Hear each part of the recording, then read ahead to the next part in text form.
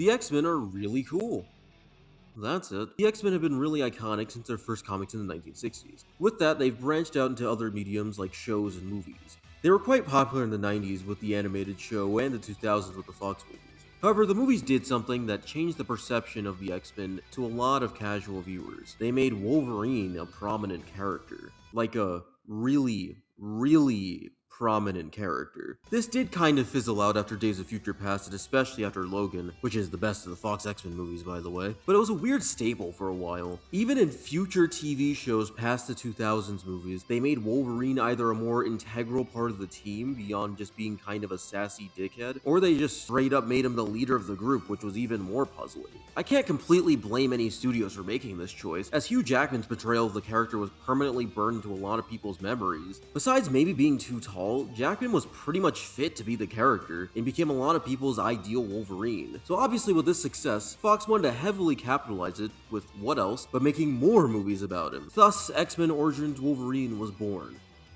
And bad. Yeah, I'm not gonna do that Gen Z revisionist history crap where I try to convince you that it was actually better than it really was, because a few fight scenes looked cool or something. This movie is bad, okay? This movie has terrible pacing, a script and dialogue I can best describe as amateur, and weirdly cartoonish looking CGI, along with the fact that Deadpool looked like he was dipped in an acid bath. This movie did have its own production troubles, like constant reshoots, weather being erratic and making it hard to shoot certain scenes in certain locations, Jackman being involved with other projects, and a writer's strike that made it so that they basically made the movie before writing it. However, despite the movie being awful, there was some good that came out of it, and that was the tie-in game. Now, movie tie-in games are usually not very good, but some genuinely are really good, like Spider-Man 2, Cars, or Toy Story video games or something. I would say that Raven Software's X-Men Origins game is exactly in that court, and probably the best movie tie-in ever made, debatably at least. It's basically like God of War, but if the game's protagonist was Wolverine, and you could freely move the goddamn camera. The best decision Raven made was making this game M-rated, and not holding back in the slightest. The combat is super simple like classic God of War, but just like those games, it's so brutal and satisfying. Every attack feels crunchy and powerful, and the creatively visceral gore makes it even better. Many reviewers like IGN talk about how Arkham makes you feel like Batman, or how Spider-Man makes you feel like Spider-Man, but this game really makes you feel the vicious brutality of Wolverine. Helps that the game is short enough to keep the combat from going completely stale by the end. This is how a Wolverine game should play, and I'm glad that it looks like Insomniac is taking a few notes from this game to make their upcoming Wolverine game. However, I'm not here to talk about the game as a whole today, as many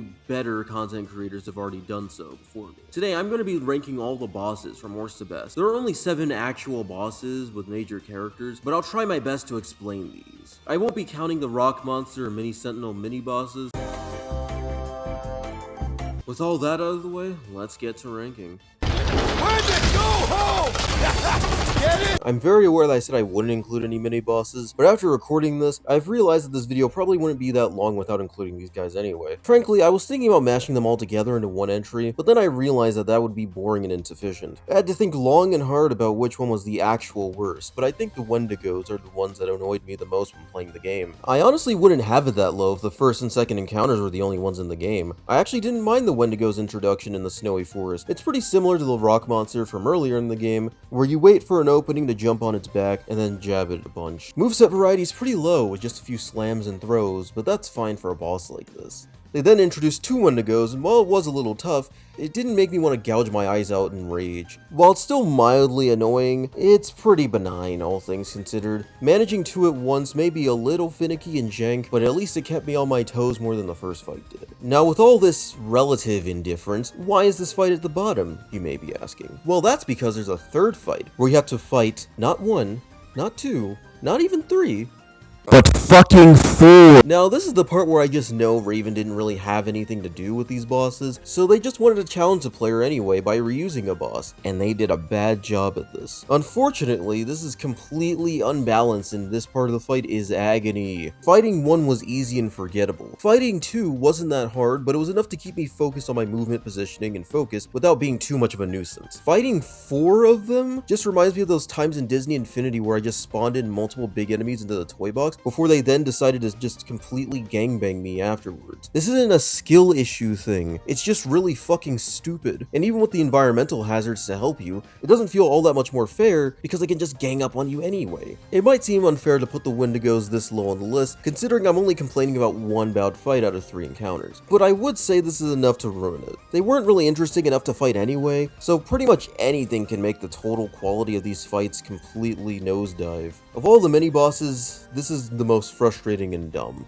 Rock and stone! The Leviathans are pretty much the same as the Wendigos in terms of gameplay, but I only really like them more because they're not as annoying. You still have to fight them over and over throughout the game, but at the very least you mainly just fight them one at a time and not 4 of them. I do think the moveset variety is a little better, with the rock throwing added onto the usual throws and slams. I think one issue that I might have worse than the Wendigo fight is that they do have this weird issue with the lunge ability, and specifically the lock-on function. For some reason, when I try to lunge at them after they leave themselves open, the lock-on doesn't work sometimes. I don't know what it is, but it annoyed the shit out of me. The lunge ability usually works on other bosses when needed, but I guess it just didn't here. I don't really have as much to say about it as I did the Wendigos. I don't hate them as much because it doesn't have a shitty gank fight that's completely unbalanced, but they're nothing special either. Pretty much the exact same fights mechanically, so it's less interesting anyway.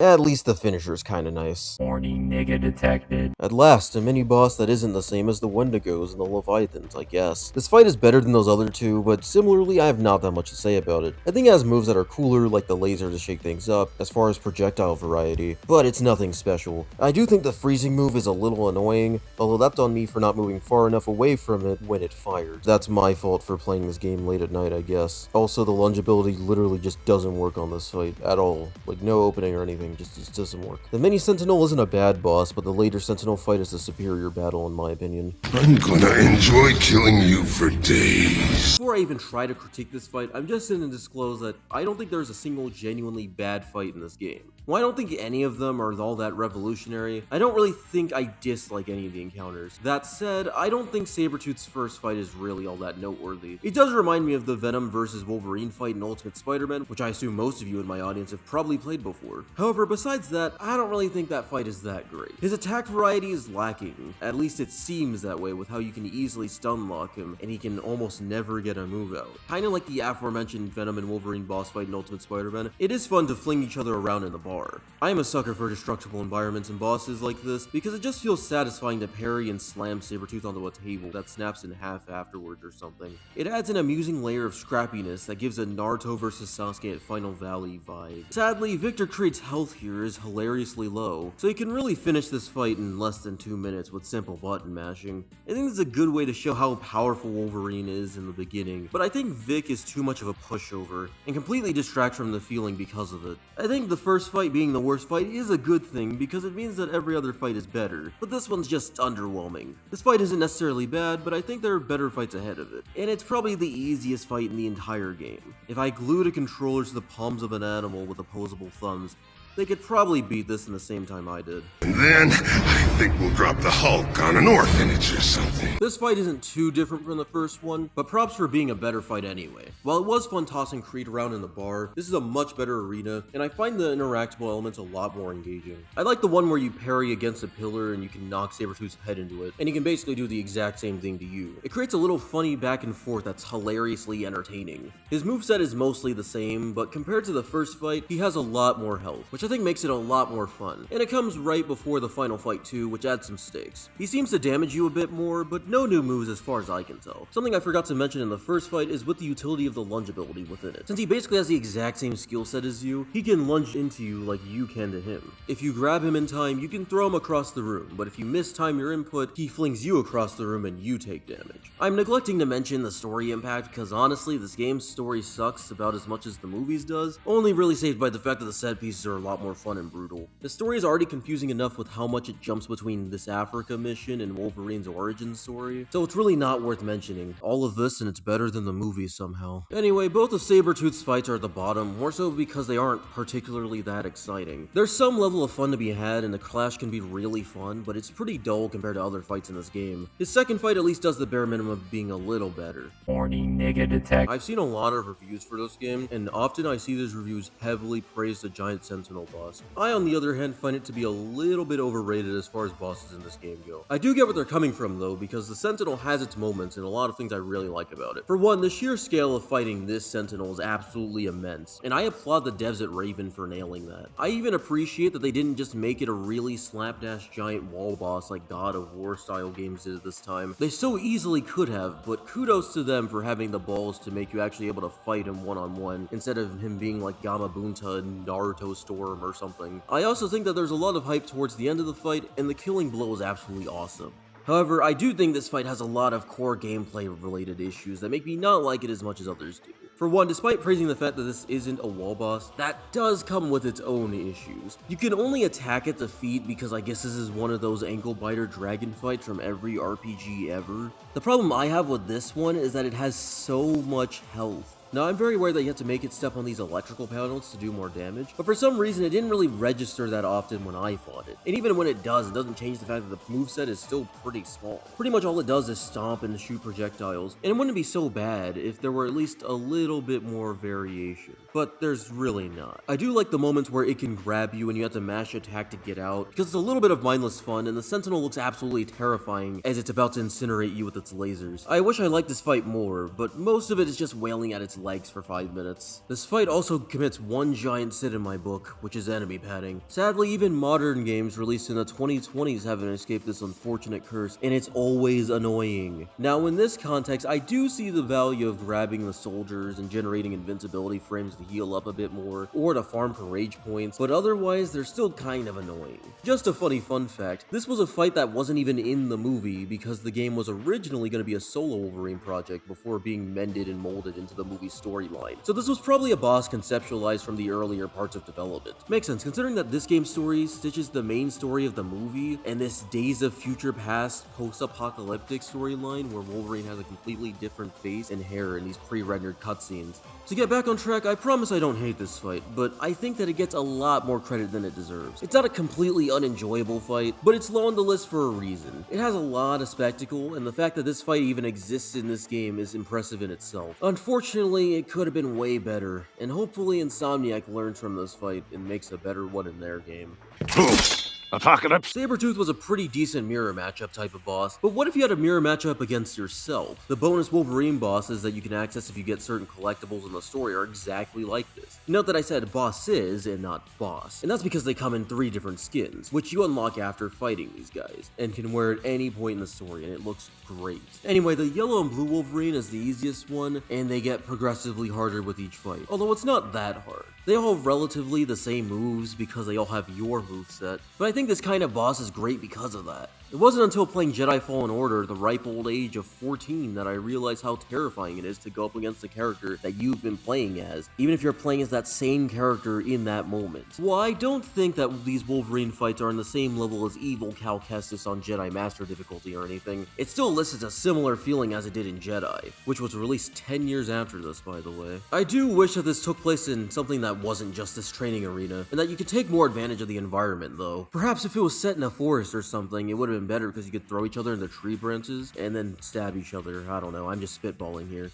Would have probably made the fight a little bit more interesting, because my favorite part about most fights in this game is that you and the opponent basically can use the environment to your advantage, or there's some type of environmental destruction that looks cool, which this fight also lacks. I am sad to report that I didn't unlock the yellow and brown suit though. But I will say that I did unlock that costume way back when I was a kid, so I think I'll be fine since they have all the same moves anyway. Either way, it's a cool fight both conceptually and executionally, although I think they could have done a little bit more with it. This may be wishful thinking, but I do hope that the Insomniac game has something like this to some degree and reiterates on it. Word of helpful advice: diet and exercise. I've seen a lot of people who talk about this game rag on this fight in particular, but I quite liked it. I mostly interpret it as the gag encounter that's actually way more fun than most people give it credit for. In the movie, the Blob fight was just a silly boxing match with Wolverine's shitty CGI claws. This one takes place in a dreary looking supermarket, which has a lot more potential for the cool environmental destruction. It doesn't add too much to the gameplay, but it's still still fun to watch Blob toss you through the store shelves and ram into them. As for his moveset, it's pretty basic with a few punches and slams, but it doesn't really stop the fight from being fun in my opinion. I even like the segments where you're able to lunge into his back and then drive him through the aisles after you stab him. Unfortunately, I was playing this at 2 AM on Labor Day when I was recording for this video, and I didn't realize that you had to mash the bumpers to steer him. User errors aside, it's still really fun to do this. If I could name one major issue with this fight, it's that trying to parry him is really finicky. I don't know exactly what it is, but whether it's one of his punches or his slams, timing a parry correctly is peculiarly unruly and difficult. I replayed the fight to see if I could actually parry him, and it did work, but I still barely know how it happened. I know that some bosses in this game are more dodge heavy than parry reliant, but considering that it is possible, it makes it more questionable why the parry is so weird.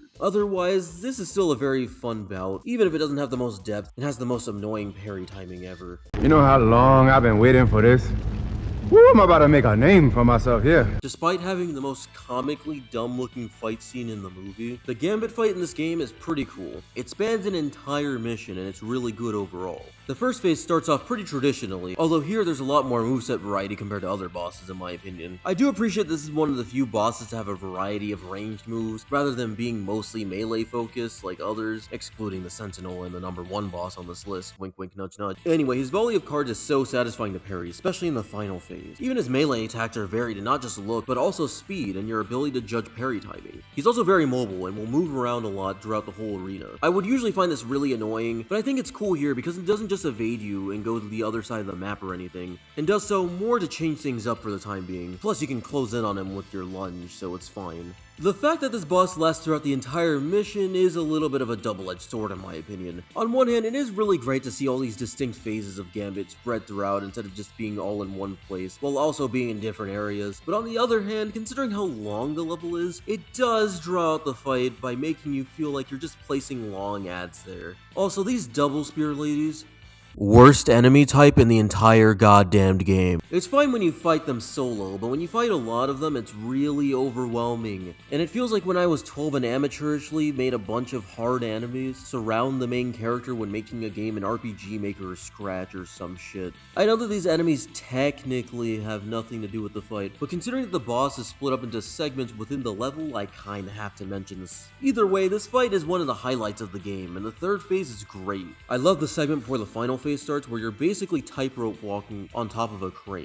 The part where you fight on top of the electrical signs was hilariously high stakes for a movie tie-in game that's adapting the most goofy fight from the movie it's based on, but it's awesome anyway. On a random note, I'm so happy that Gambit has had a bit of a resurgence in popularity since 2024 with the release of X-Men 97, Deadpool, and Wolverine. Same goes for Cyclops, because he's finally recognized as the leader of the X-Men again. Thank God! Anyway, the boss is great, moving on. Shit.